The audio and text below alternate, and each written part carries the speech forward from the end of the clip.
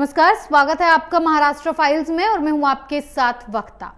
संजय राउत की गर्दन तो ईडी ने मरोड़ ही दी है, लेकिन अब इस मामले में ईडी ने चार्जशीट भी दाखिल कर दी है जिसमें कई बड़े बड़े लोगों के नाम शामिल हैं, जिसमें शरद पवार का नाम भी शामिल है। अब जब चार्जशीट में नाम है तो ईडी पूछताछ करेगी, जिस पर शरद पवार भी सहयोग के लिए तैयार हैं। तो वहीं दूसरी तरफ शरद पवार पर एक गंभीर आरोप भी लग रहा है और ये आरोप बाबा साहेब भीमराव अंबेडकर के पोते प्रकाश अंबेडकर ने लगाया है कि महाराष्ट्र की महाविकास आघाड़ी सरकार गिराने के लिए शरद पवार की पार्टी एनसीपी ने सुपारी ली थी। तो इन्हीं के सवालों के जवाब देने के लिए हमारे साथ मौजूद हैं कैपिटल टीवी के सीनियर एडिटर राजीव जी। राजीव जी, आपका बहुत बहुत स्वागत है। धन्यवाद। राजीव जी, जिस हिसाब से ईडी ने अपनी चार्जशीट में शरद पवार का नाम डाला है, तो उनके खिलाफ क्या कोई ऐसा सबूत मिला है जिस हिसाब से उनसे आगे पूछताछ हो सकती है? देखिए, सबूत तो काफी हैं, लेकिन उसके ऊपर अभी इन्वेस्टिगेशन हो रही है जी। अभी जो प्रथम दृष्टया सबूत मिले हैं वो है एक बैठक की, एक मीटिंग हुई थी महाडा की। उस महाडा की मीटिंग में अधिकारी शामिल थे और उसके साथ साथ शरद पवार के शामिल होने की बात सामने आई है। अब शरद पवार तो पूरी तरह से फंस गए, क्योंकि उसमें साफ तौर पर डेट के साथ साथ मिनट्स ऑफ मीटिंग के भी रिकॉर्ड दिए गए हैं जी। उसमें बताया गया है कि 14/8/2006 को महाडा ने एक मीटिंग की थी जी। उस मीटिंग का मतलब था कि पत्राचाल में जो फ्लैट डेवलप किए जा रहे हैं, जो प्लॉट के डेवलपमेंट की बात हो रही है, उसके ऊपर चर्चा की जानी थी। महाडा के अधिकारियों की बैठक थी और उसमें संजय राउत भी शामिल हुए थे जी। अब देखा जाए तो 2006 में सरकार थी एनसीपी और कांग्रेस की। कांग्रेस के सीएम थे और डिप्टी सीएम एनसीपी के थे जी। तो उस समय संजय राउत यानी शिवसेना के नेता उसमें शामिल हुए, जबकि दूर दूर तक अगर देखा जाए तो ऑफिशियली दूर दूर तक उनका इस प्रोजेक्ट से कोई लेना देना नहीं था जी। अब तक वो ईडी के सामने भी यही कहते आए हैं कि मेरा इस प्रोजेक्ट से कोई लेना देना नहीं है, न ही परवीन राउत से कोई लेना देना है जी। जो भी ट्रांजैक्शन हुए हैं, वर्षा राउत के जो ट्रांजैक्शन हुए हैं उनकी पत्नी के, उससे भी उन्होंने इनकार कर दिया कि उनकी जानकारी में नहीं है जी। अब उस बैठक की बात सामने आई जब ईडी ने सप्लीमेंट्री चार्जशीट दायर किए और उस चार्जशीट में ये बताया गया कि उस समय मीटिंग में जो तत्कालीन केंद्रीय कृषि मंत्री थे, जिनका संबंध महाराष्ट्र से है, वो शामिल थे। अब शरद पवार वहां क्या कर रहे थे तो उस पर सवाल उठने लगे और उसका एक अलग एंगल सामने आया कि संजय राउत और परवीन राउत के बीच जो संबंध थे, जिस तरह के घोटाले में दोनों शामिल थे, उसके अलावा शरद पवार की इसमें क्या भूमिका हो सकती है। और शरद पवार और संजय राउत ये दोनों के बीच लंबे समय से कैसे एक गठजोड़ चल रहा है जो करप्शन का कोल्यूजन था, यानी भ्रष्टाचार के लिए ये दोनों लोग सालों पहले 2006 की बात है, 2006 से अभी 2022 आ गया जी। यानी कि पूरे 12-15 साल, लगभग 16 साल पहले की घटना है जी। और 16 साल पहले कभी भी शिवसेना और एनसीपी के बीच अच्छे संबंध नहीं रहे थे। ये भारतीय जनता पार्टी से गठबंधन तोड़ने के बाद ही शिवसेना और शरद पवार की पार्टी दोनों साथ आई जी। बाला साहब ठाकरे हमेशा शरद पवार की आलोचना करते थे। वो कई ऐसे शब्द गढ़े थे शरद पवार के बारे में जिनको कहा भी नहीं जा सकता। तो ऐसी स्थिति में बाला साहब ठाकरे की पार्टी का एक नेता और शरद पवार के साथ बैठक कर रहा हो, उसमें भी जहां पर उसका कोई लेना देना उस प्रोजेक्ट से नहीं है, इसका मतलब कि शरद पवार के साथ संजय राउत उसमें शामिल था जी। और संजय राउत ने अभी तक इसके बारे में कोई जानकारी नहीं दी। जब इस मामले को तुल पकड़ने लगा और ये भारतीय जनता पार्टी ने उठाया कि जब केंद्रीय कृषि मंत्री की बात है, 2006 का जिक्र है, और तो डायरेक्ट तौर पर शरद पवार उस बैठक में शामिल हुए। बैठक एक सामान्य प्रक्रिया हो सकती है, लेकिन उसके बाद संजय राउत और शरद पवार के बीच जो लंबी बैठकें हुई, पर्दे के पीछे इन दोनों ने खेल खेला, उसकी इंक्वायरी तो होनी चाहिए। बिल्कुल होनी चाहिए। अब शरद पवार फंस गए तो उनको क्या कहना चाहिए? वो ये तो कह नहीं सकते कि उस मीटिंग में हम शामिल नहीं थे। जी। अब उनकी सफाई सामने आई है कि वो उस मीटिंग में गए थे और वो सारा डिटेल जो भी मीटिंग में उन्होंने बातचीत की थी वो सारा डिटेल ईडी के पास है। अब ईडी के पास जो डिटेल है क्या वही सच्चाई है? जी। सबसे बड़ा सवाल तो यही उठता है कि कोई अधिकारियों के साथ मीटिंग में जहां पर कई अधिकारी शामिल हैं, दूसरे लोग भी शामिल हैं, जिसको रिकॉर्ड में दर्ज किया जा रहा है, उस मीटिंग में कोई कॉन्स्पिरेसी तो करेगा नहीं। जी। कॉन्स्पिरेसी तो मीटिंग के बाद होती है या उससे पहले होती है। लेकिन इसमें यह तय है कि पत्राचाल मामले में जो बड़ा घोटाला हुआ है, जी। उस मामले में शरद पवार कहीं न कहीं इन्वॉल्व थे। जी।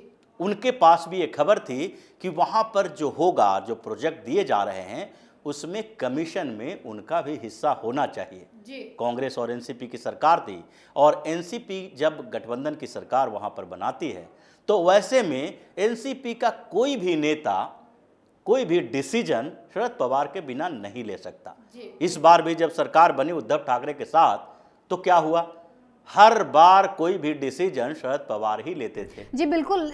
इसी बीच में मैं आपसे पूछना चाहूंगी कि एक और उन पर आरोप लग रहा है, शरद पवार की मुश्किलें बढ़ती जा रही हैं। आरोप है कि उन्होंने अघाड़ी को गिराने के लिए उनको एनसीपी को सुपारी दी गई थी, मतलब कि इस पूरे प्लान में शरद पवार का ही हाथ था इस सरकार को गिराने में। कितना सही है? देखिए, ये आरोप जो लगाया है वो प्रकाश आंबेडकर ने लगाया है।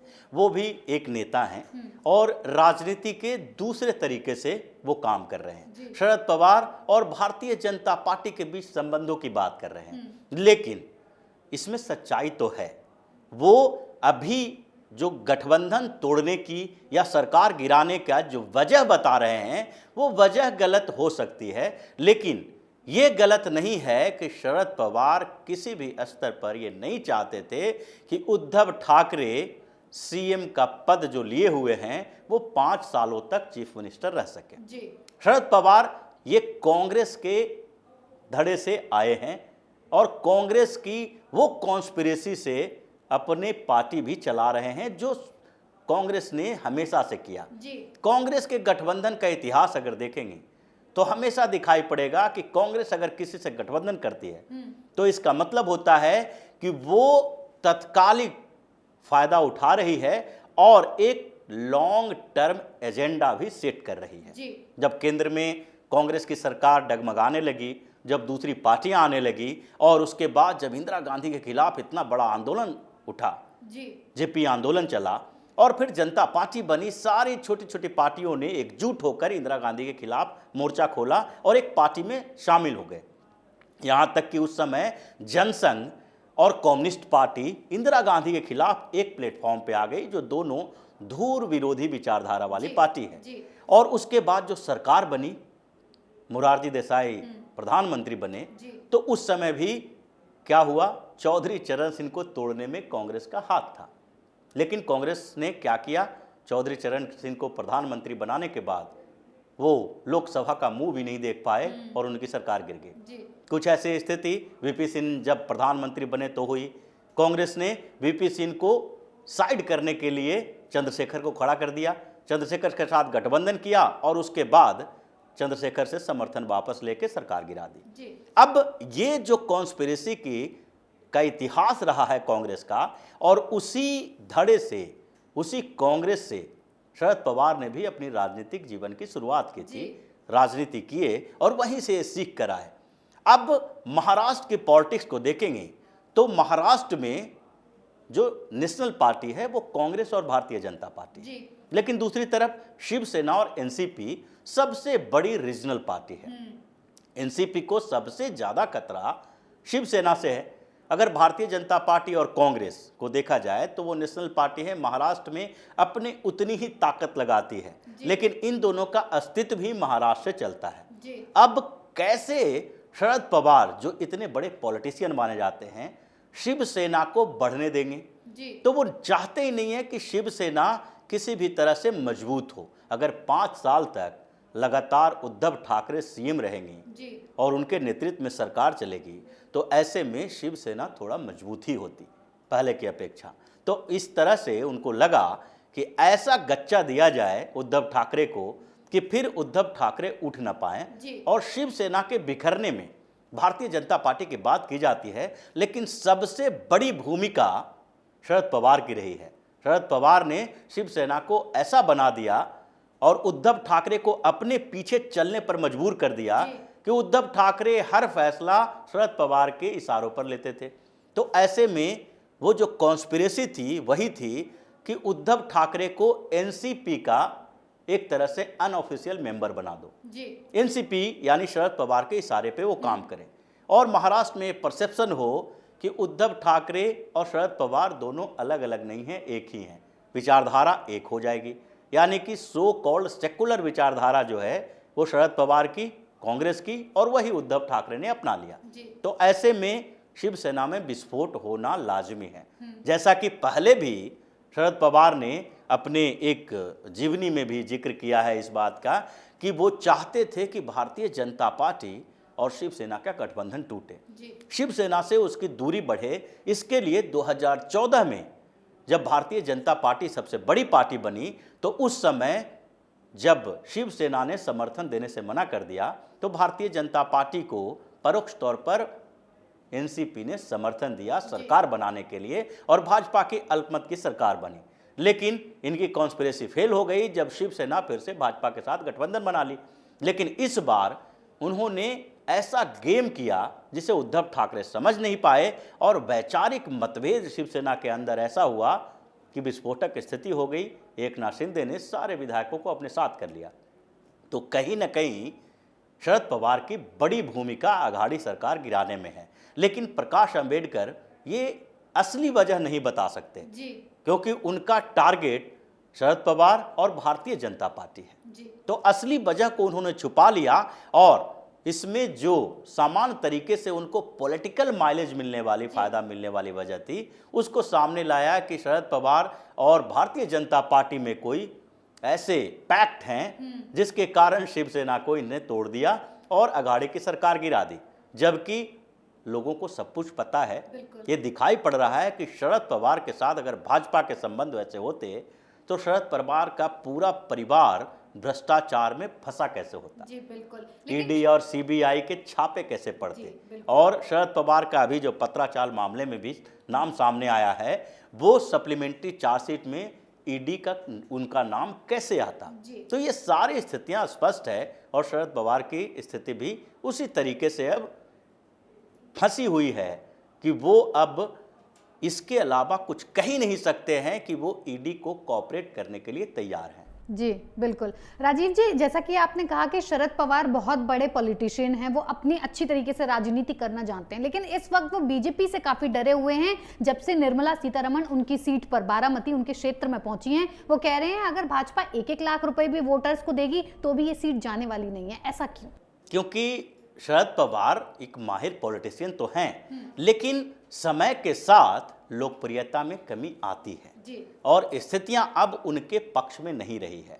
वो जातीय राजनीति महाराष्ट्र में चलाते रहे हैं। अभी भारतीय जनता पार्टी और एकनाथ शिंदे की जो सरकार बनी उसके कई फैसले ऐसे आए और इन दोनों के वैचारिक स्तर पर जो सहमति बनी है उसके बाद महाराष्ट्र में जातीय जो बैरल हैं वो टूट रहे हैं और उसके कारण महाराष्ट्र में एक नया समीकरण बनने जा रहा है और उस समीकरण में शरद पवार के लिए कोई जगह नहीं होगी, क्योंकि ये जो लगातार महाराष्ट्र के लोगों में भ्रम फैलाते रहे हैं और उसके साथ वो जातीय समीकरण बनाते रहे हैं। मराठाओं को अपने तरफ रखेंगे, कुछ ब्राह्मणों को अपने तरफ रखने की कोशिश करेंगे, दूसरे के तरफ जाएगा तो उसके बीच जो अपने क्षेत्र में एक ओबीसी कार्ड खेलने की कोशिश करेंगे।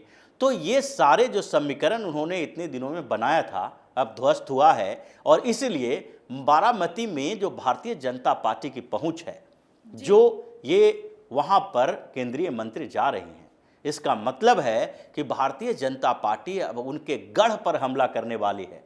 अगर बारामती के आसपास ही अपने गढ़ को बचाने के लिए शरद पवार कोशिश करते रहेंगे तो महाराष्ट्र के दूसरे क्षेत्रों में उसका क्या प्रभाव पड़ेगा।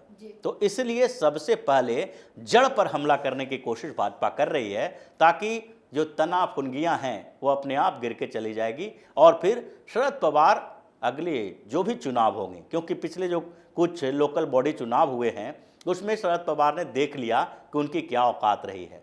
धीरे धीरे उनका जमीन खिसकता जा रहा है और अब आगे आने वाले चुनाव में इनकी सबसे बुरी गति होने वाली है। जी राजीव जी, बहुत बहुत धन्यवाद इतनी बेहतरीन और सटीक जानकारी के लिए। धन्यवाद। यानी कि शरद पवार पर हर तरफ से तलवार लटक रही है। ईडी भी पूछताछ करेगी क्योंकि उनके चहेते ने ऐसा फंसाया है कि जवाब तो देना ही पड़ेगा। आरोप भी लग रहा है कि अघाड़ी को गिराने में शरद पवार का हाथ है। एक हद तक इसे माना भी जा सकता है क्योंकि शरद पवार ने ही एक बार कहा था कि मैंने ठाकरे को सीएम बनाकर बहुत बड़ी गलती कर दी। शायद अपनी इसी गलती को सुधारने के लिए पवार ने सरकार गिरा दी। लेकिन फिलहाल पवार को अपनी बारामती की सीट जाती दिख रही है क्योंकि बीजेपी की निर्मला सीतारमण बारामती मीटिंग के लिए पहुंची थी। कुल मिलाकर शरद पवार की मुसीबतें बढ़ती दिख रही हैं।